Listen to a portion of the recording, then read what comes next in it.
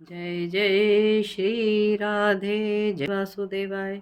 श्री कृष्णचंद्र भगवान की जय। भगवान के श्री चरणों में मेरा सादर जय श्री कृष्ण। आप आइए, अब हम 12वें अध्याय में प्रवेश करते हैं। आज हम सुनेंगे राजा परीक्षित जी की जन्म कथा।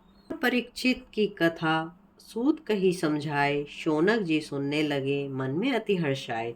शौनक जी बोले, हे सूत जी, अब आप कृपा करके अभिमन्यु के पुत्र परीक्षित जी के जन्म की कथा सुनाइए। बालक अश्वत्थामा के ब्रह्मास्त्र से उत्तरा के गर्भ में ही नष्ट हो गया था। फिर भगवान श्री कृष्णचंद्र ने उसकी रक्षा किस प्रकार से की और उसका जन्म किस प्रकार हुआ, फिर उन्होंने व्यास नंदन श्री सुखदेव जी से किस प्रकार ज्ञान उपदेश प्राप्त किया, यह सब कथा विस्तार पूर्वक वर्णन कीजिए।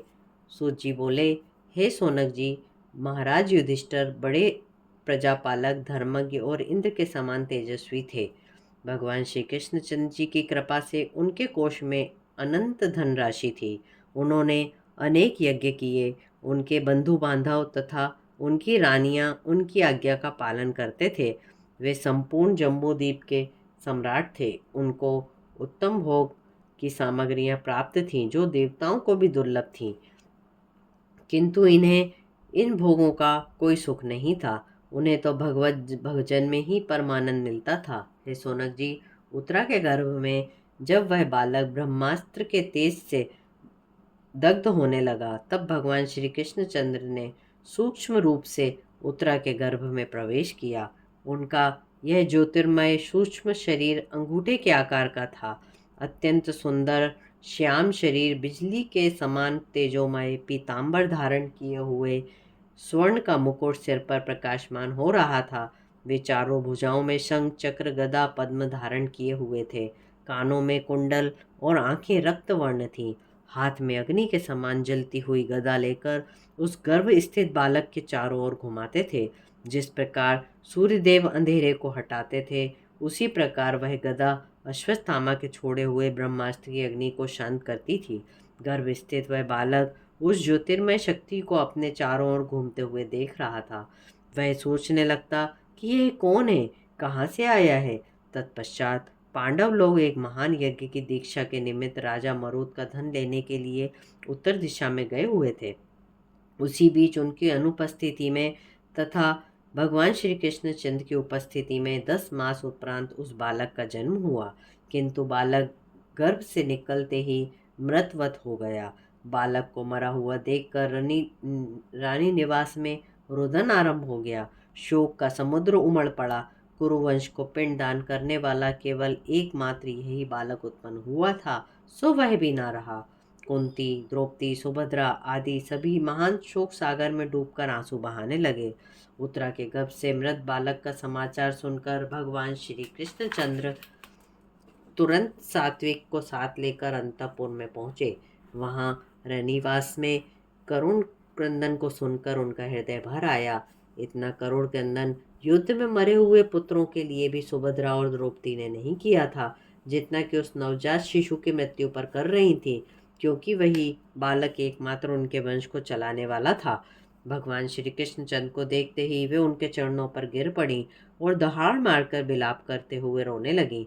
हे जनार्दन, तुमने यह प्रतिज्ञा की थी कि यह बालक इस ब्रह्मास्त्र से मृत्यु को प्राप्त ना होगा और 60 वर्ष जीवित रहकर धर्म का राज करेगा, किंतु अब देखते हैं कि यह बालक मृत अवस्था में पड़ा हुआ है। यह तुम्हारे पुत्र अभिमन्यु का बालक है। यह अश्वत्थामा के ब्रह्मास्त्र से प्राणहीन पृथ्वी पर पड़ा हुआ है। हे अरिसूदन, इस बालक को अपनी अमृत भरी दृष्टि से जीवन दान दो। यदि ऐसा ना करोगे तो सभी पांडव तथा हम सब भी प्राणों को त्याग देंगे। सुभद्रा बोली, हे भाई, मेरे पुत्र वधु उत्तरा के इस बालक के हेतु अपने प्राण रखे थे, किंतु फिर भी यह बालक जीवित ना रहा। तुम सर्वशक्तिमान हो, इसकी रक्षा करो। समस्त रानियों का करुण क्रंदन सुनकर उत्तरा को शोक में उन्मादिनी देखकर भगवान श्री कृष्ण ने कहा, अच्छा, चिंता ना करो, मैं अभी इसे जीवित करता हूँ। वे तत्काल प्रसूतागृह में गए। वहां जाकर उत्तरा को विलाप करते हुए देखा तथा प्रसूति कागरे का सब यथोचित प्रबंध भी देखा।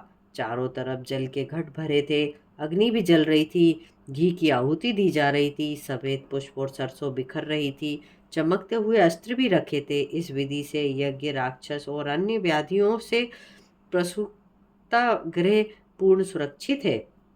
उसी समय द्रौपदी आदि अन्य रानियां भी वहां पर दौड़कर आईं और बोली, हे कल्याणी, तुम्हारे सामने जगत के जीवन दाता साक्षात भगवान श्री कृष्ण तुम्हारे ससुर खड़े हैं। उत्तरा पुत्र शोक के कारण मूर्छित हो गई थी। तब भगवान श्री कृष्ण ने सबके जीवन जाता है मधुर वाणी में कहा, हे बेटी, शोक ना करो, तुम्हारा यह पुत्र अभी जीवित होता है। मैंने कभी झूठ नहीं बोला है। सबके सामने जो मैंने प्रतिज्ञा की है वह अवश्य पूर्ण होगी। मैंने तेरे इस बालक की रक्षा गदा लेकर गर्भ में की थी। यदि ऐसा ना करता तो यह बालक उसी समय मृत्यु को प्राप्त हो जाता। जब यह ब्रह्मास्त्र छोड़ा गया था, जब मैंने बालक की रक्षा गर्भ में की है, तो भला अब इसे कैसे मरने दूंगा। इतना कहकर भगवान श्री कृष्ण ने उस बालक पर अपनी अमृतमयी दृष्टि डाली और बोले, मैंने कभी झूठ नहीं बोला है, सदा ब्रह्मचर्य नियम का पालन किया है, युद्ध में कभी पीठ नहीं दिखाई है, मैंने कभी भूल से भी अधर्म नहीं किया है। तो अभिमन्यु का यह बालक जीवित हो उठे। भगवान श्री कृष्ण चंद्र के इतना कहते ही बालक हाथ पैर हिलाने लगा, चिल्ला चिल्ला कर रोने लगा। सूत जी बोले, हे शौनक जी, भगवान श्री कृष्णचंद्र ने अपने सत्य और धर्म के बल से ब्रह्मास्त्र को पीछे लौटाकर ब्रह्मलोक को भेज दिया था।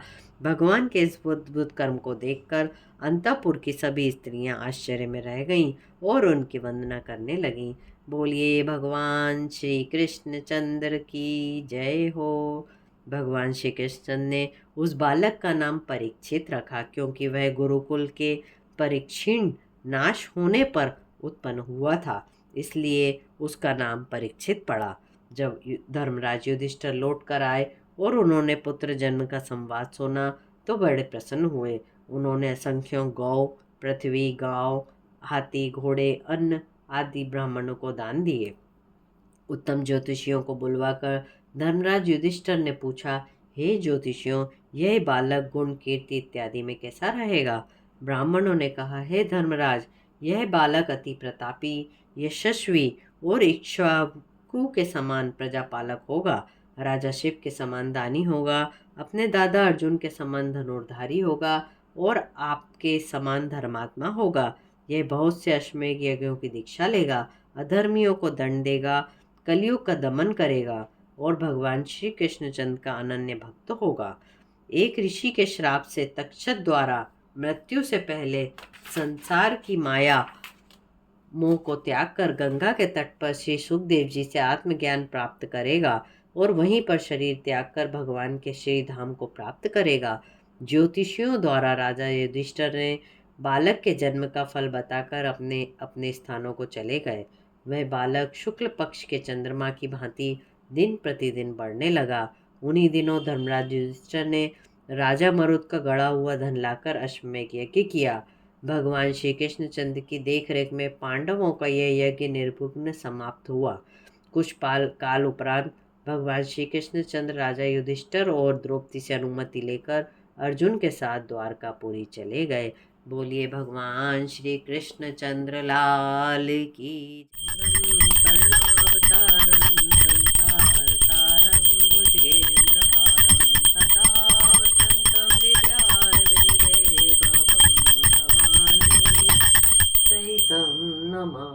भगवान श्री कृष्ण चंद्र के चरणों में हम सभी का सादर सादर जय श्री कृष्ण। प्रेम से बोलिए जय जय श्री राधे। चैनल पे अगर आप पहली बार आए हैं तो चैनल को लाइक शेयर सब्सक्राइब जरूर कीजिए। वाले स्वाध्याय पाठ में जरूर शामिल होइए। ये बहुत सरल भाषा में भागवत जी का हिंदी अनुवाद का पाठन किया जा रहा है और आप सभी इसमें शामिल होकर भगवत कथा का लाभ लीजिए। आप सभी का कल्याण होगा। जय जय श्री राधे।